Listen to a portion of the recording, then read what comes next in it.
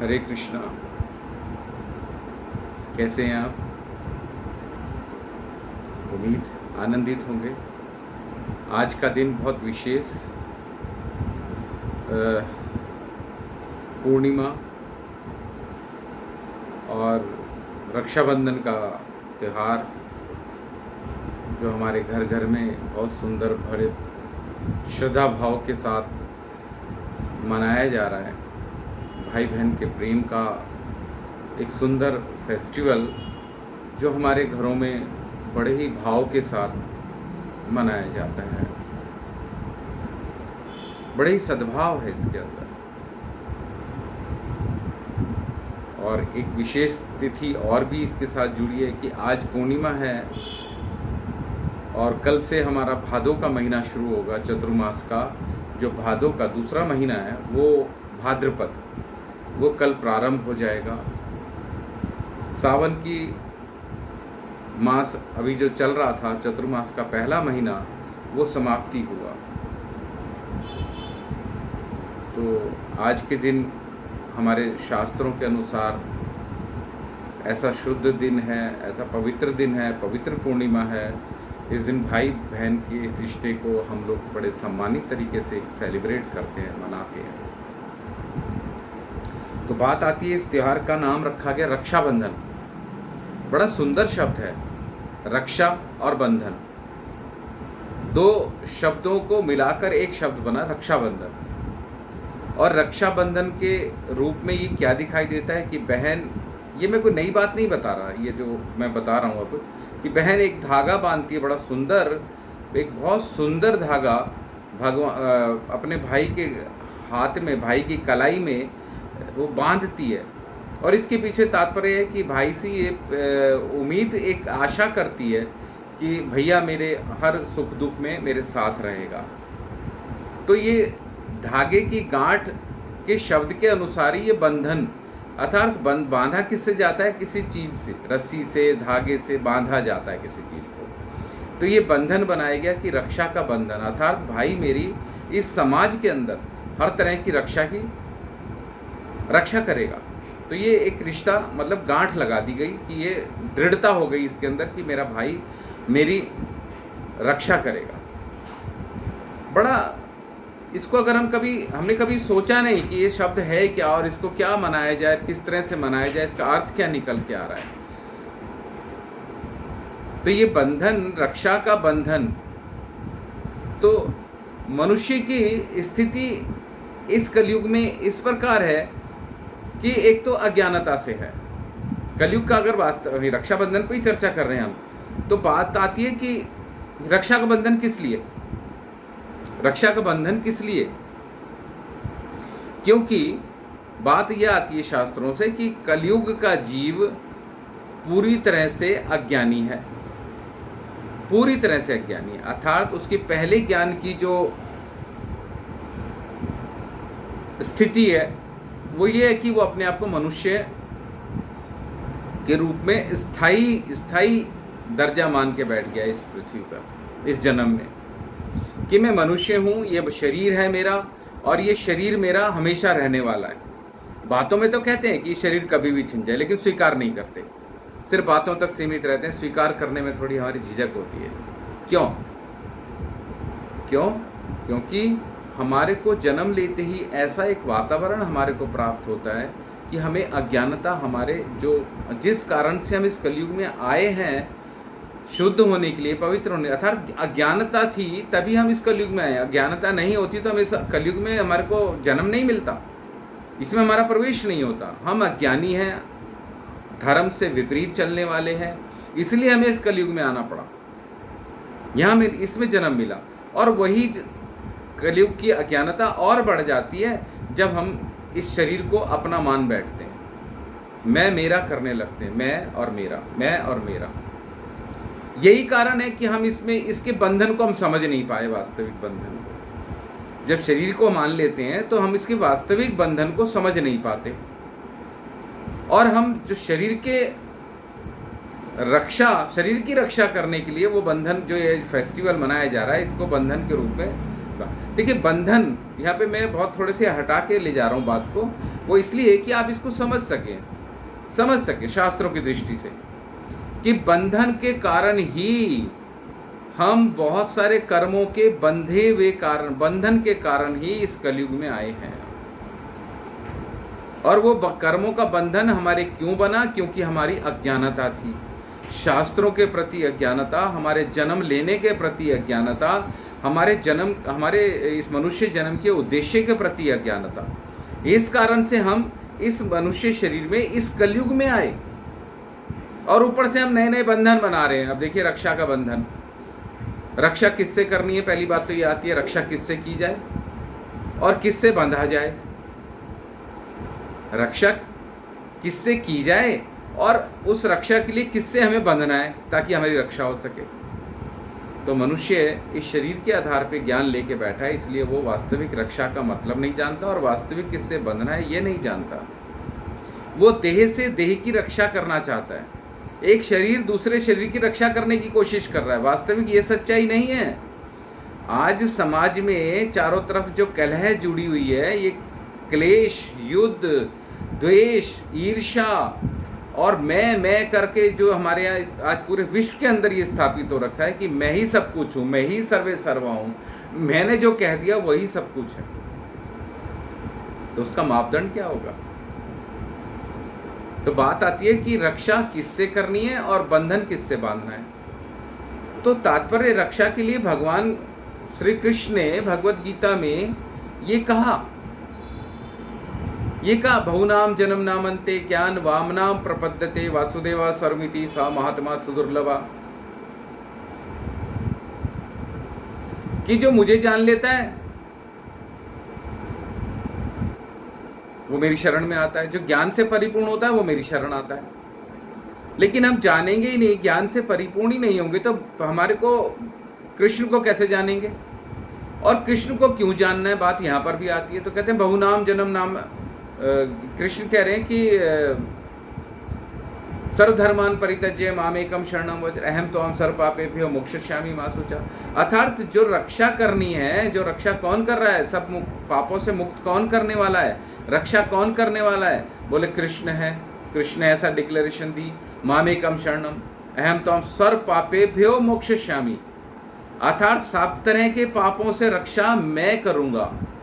इसलिए कह रहे हैं मामेकम शरणम, अर्थात बंधन बनाना है तो मेरे से बंधन बनाओ, मेरे से बंध जाओ, मुझ में नियुक्त हो जाओ, मुझ में नियुक्त हो जाओ, मेरे में स्थापित हो जाओ, मेरे को अपने संग कर लो और मेरे संग हो जाओ। तो बंधन करना है तो कृष्ण के साथ करना है, और रक्षा हमारी क्योंकि वही कर रहे हैं। कौन सी रक्षा? जन्मों की रक्षा कर रहे हैं, जन्मों की जो हमें पाप करके आए हैं ना, और जो कर रहे हैं उनसे रक्षा करनी है। उनके पापों का जो फल मिलेगा, जो भयंकर होगा, जो हमें कष्टप्रद होगा, जो हमें कष्ट देगा, रुला देगा, तड़पा देगा, उससे रक्षा करनी है हमें। अब उससे रक्षा कौन करने के लिए कह रहे हैं? कौन करेगा? भगवान खुद स्वयं कह रहे हैं भगवत गीता में कि बहुनाम जन्म नामन्ते सर्वधर्मान परित्यज्य, कि मामेकम शरणम, केवल मेरी शरण लो, अर्थात मुझसे बंधो तो मैं तुम्हारे सारे पापों से मिलने वाले जो तुम्हारे कर्मों से मिलने वाले पापों के फल है ना, उससे रक्षा मैं करूंगा। तो वास्तविक रक्षा बंधन करनी है तो हमें कृष्ण के शरणागत होने पड़ेगा। देखिए, जब तक कृष्ण शरणागति का आंदोलन में आप शामिल नहीं होंगे, तब तक हमारा ना कोई रक्षक है, ना ही कोई हमारा कोई बंधन है। अर्थात बंधन तो है। यहाँ पे मैं एक बात कह रहा था, आप कहोगे कि आप ऐसी बात कैसे कह रहे हैं?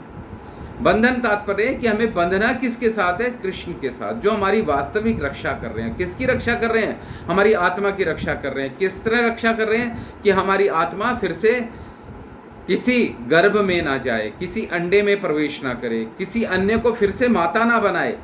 हम अपनी माता का सम्मान करते हैं, बहुत श्रेष्ठ है, लेकिन इसी माता को अंतिम माता बना लो ना, फिर से क्यों माता ढूंढने की कोशिश कर रहे हो? अर्थात यहाँ पे सारे शास्त्र सनातन धर्म के कह रहे हैं कि अगर हम कृष्ण से जुदा होके चलेंगे तो हमें फिर से माता धारण करनी पड़ेगी, फिर से माता के गर्भ में जाना पड़ेगा, फिर से हमें बंधन में बंधना पड़ेगा, फिर से बहुत सारे कर्म बंधन बन जाएंगे, पाप के बंधन बन जाएंगे। तो कृष्ण ने एक हल बताया, भगवान कृष्ण भगवत गीता के माध्यम से एक हल बता रहे हैं कि मामेकम शरणम, और मोक्ष प्राप्त करो, मेरी शरण लो और मोक्ष प्राप्त करो। कैसे मोक्ष प्राप्त करोगे? देखिए, मोक्ष प्राप्त करने का मतलब भगवान के धाम चले जाना, भगवान की संगति प्राप्त कर लेना। कैसे करोगे? जब तक हमारे पाप जो हम करके आए हैं जन्मों जन्मों से, जन्म मृत्यु के चक्कर में फंसे हुए, तो उन पापों की गंदगी जब तक साफ नहीं होगी तब तक भगवान के साथ बंधन हो ही नहीं सकता। और वो बंधन कैसे है, वो कैसे मुक्त साफ होगा? वो पाप का जो गंदगी है, वो गंदगी दूर होगी भगवान की शरण लेने पर, क्योंकि भगवान कह रहे मेरी शरण लेने पर मैं गंदगी दूर करूंगा। लेकिन अब भगवान की शरण कैसे ली जाए? यहाँ पर भी एक बात बड़ी सुंदर आती है, आप समझने की कोशिश करें, क्योंकि इससे समाज भ्रमित हो रहा है, इसलिए मैं इस तथ्य को रख रहा हूँ कि भगवान की शरण कैसे ली जाएगी। भगवान कहते हैं मैं भक्तवत्सल हूँ, मैं अपने भक्तों से बंधा रहता हूँ। मैं बहुत सरल शब्दों में शास्त्रों की वाणी को बताने की प्रयास कर रहा हूँ कि भगवान कहते हैं मैं अपने भक्तों से बंधा हुआ हूँ। तो भगवान भक्तों से बंधे हुए हैं, तो आपको भक्तों के पास जाना पड़ेगा ना, क्योंकि भगवान भक्तों का कहना मानते हैं, अपने शुद्ध भक्त जो हैं उनके कहने पे चलते हैं। तो हमें उनके पास जाना पड़ेगा, अर्थात गुरु के पास जाना पड़ेगा, सदगुरु के पास, ऐसे तथाकथित गुरुओं के पास नहीं जो स्वयं को ही भगवान मान के बैठ गए हैं, जो स्वयं को ही भगवान बताते हैं कि मैं ही भगवान हूँ, मैं ही सब कुछ हूँ, मैं ही शास्त्रों की रचना कर रहा हूँ, मैंने ही कहा ये सब कुछ मैं, जो शास्त्रों का खंडन कर रहे हैं, शास्त्रों की भाषा को ही बदल देते हैं। शास्त्रों में साफ तौर पे कहा गया हरि भजो हरि भजो हरि भजो, वासुदेव को भजो, गोविंद को भजो, चक्रधारी को भजो, गिरिराज को भजो, जो गिरिराज धारण करने वाले को भजो। उसको नहीं मानना। हिरण्याकश्यपु की तरह स्वयं को सब विष्णु बनाए बैठे हैं अपने आप को। बोलो मैं ही शक्तिशाली हूँ, मेरे को मैं ही सब कुछ हूँ, मेरी शरण में आ जाओगे मैं सब कुछ मिल जाएगा तुम्हें। क्या मिल जाएगा?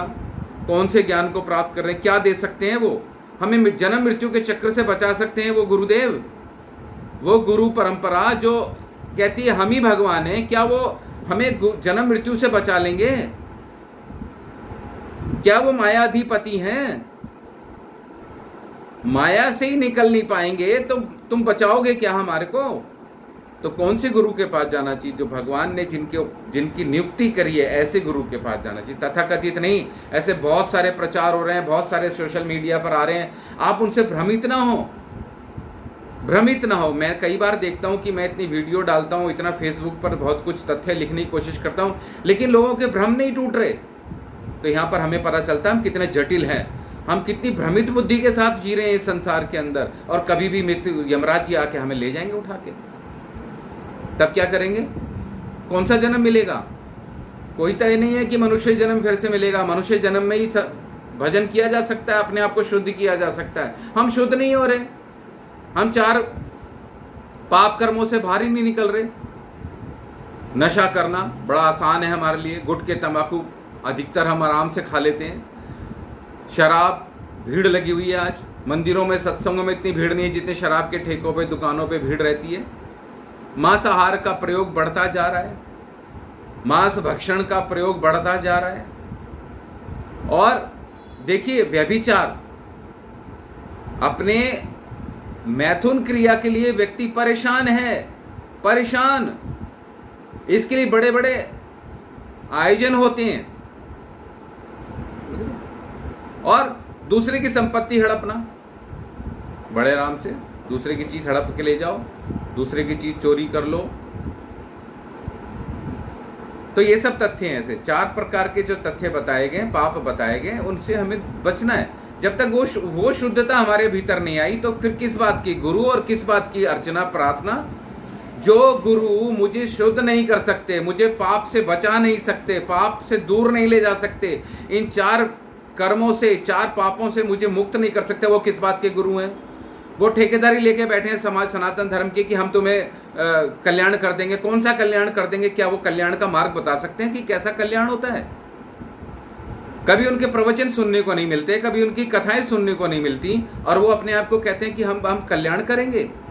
वो समाज के अंदर और विघटन। एक भागवतम के अंदर एक तथ्य आता है कि जहाँ पे कहा गया कि ऐसे लोग, ध्यान से सुनिएगा, ऐसे लोग, मैं सरल शब्दों में बता रहा हूँ वो चीज, ऐसे लोग जो वेदों को तो मानते हैं लेकिन वेदों के सिद्धांतों से, उनकी वेदों को तो मानते हैं, वेदों की आड़ लेकर और वेदों के सिद्धांतों की अवहेलना करते हैं, अर्थात वेदों के सिद्धांत को नकार देते हैं। हम नहीं मानते इनको, वेदों के सिद्धांत को नकार देते हैं। तो ऐसे लोग समाज के लिए सबसे बड़े घातक हैं, समाज को भ्रमित करने में अग्रणी हैं, सबसे आगे हैं।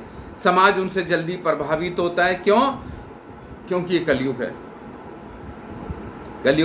कलयुग में पाप जल्दी स्वीकार करा जाता है। कलयुग में अधर्म बहुत जल्दी स्वीकार किया जाता है। कलयुग के मनुष्य की बुद्धि अपराध करने में आगे आ जाती है। कलयुग के मनुष्य की बुद्धि गलत गंदा खान पान, रहन सहन, बोलना चालना तुरंत स्वीकार कर लेती है। ये कलयुग की यही तो पहचान है। कलयुग किसी और चीज का नाम नहीं, कलयुग हमारे आचरण का, व्यवहार का नाम है। तो बात आती है विश्व में शांति। विश्व में आज शांति नहीं है। क्यों नहीं है? क्योंकि हमारे बंधन, हमारे जो रक्षा के बंधन है ना, वो हमारे को पता ही नहीं है कि रक्षा का बंधन हमें कहाँ बांधना है।